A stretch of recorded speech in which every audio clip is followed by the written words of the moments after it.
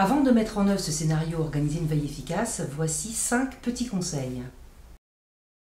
Cette démarche de veille aura d'autant plus d'intérêt que vous allez vous y mettre à plusieurs. Ainsi, vous allez pouvoir découper le territoire de veille entre plusieurs paquets que vous allez vous répartir. Et ainsi, répartissant le poids sur plusieurs épaules, ce sera beaucoup plus agréable pour tout le monde plutôt que de vouloir avoir un responsable de cette veille.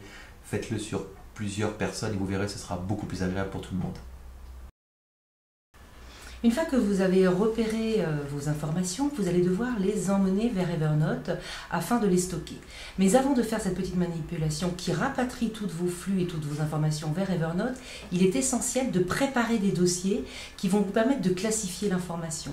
Ainsi, tous vos flux, toutes vos informations seront classées précisément et vous permettront ensuite un repérage beaucoup plus facile. Vous l'avez bien compris, lorsque vous allez passer de Google Reader à Evernote, vous allez pouvoir donc stocker les contenus. C'est le bon moment pour en profiter pour que ces contenus soient bien propres, c'est-à-dire que vous enleviez les éléments de publicité, les éléments de texte qui ne sont pas très jolis, de façon à ce que le texte soit nickel quand il va pouvoir être lu par vos destinataires. Et éventuellement, vous pouvez même rajouter des commentaires dans ce texte-là, au début ou à la fin du texte, et ainsi vous aurez des textes bien propres qui vont pouvoir être exploités par vos différents lecteurs. Réussir sa veille, ça ne se fait pas forcément en une seule fois. On va vous demander de jardiner et de préparer un peu le terrain. Il est important que vous puissiez revoir les sources et les contenus. Alors du côté Google Reader, vous allez pouvoir jouer sur les sources évidemment, en ajouter, en enlever régulièrement. Et du côté Evernote, il est important de classer, de ranger, de découper, de subdiviser.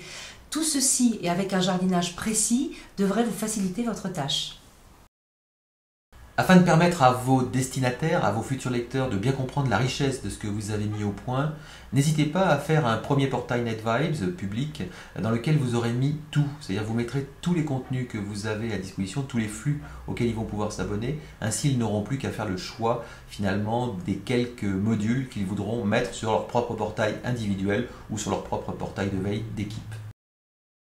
Voilà, vous savez tout maintenant sur le scénario qui va vous permettre de faire une veille parfaite. Alors maintenant, vous n'avez plus qu'à aller creuser chacun des outils et vous pouvez passer à l'action.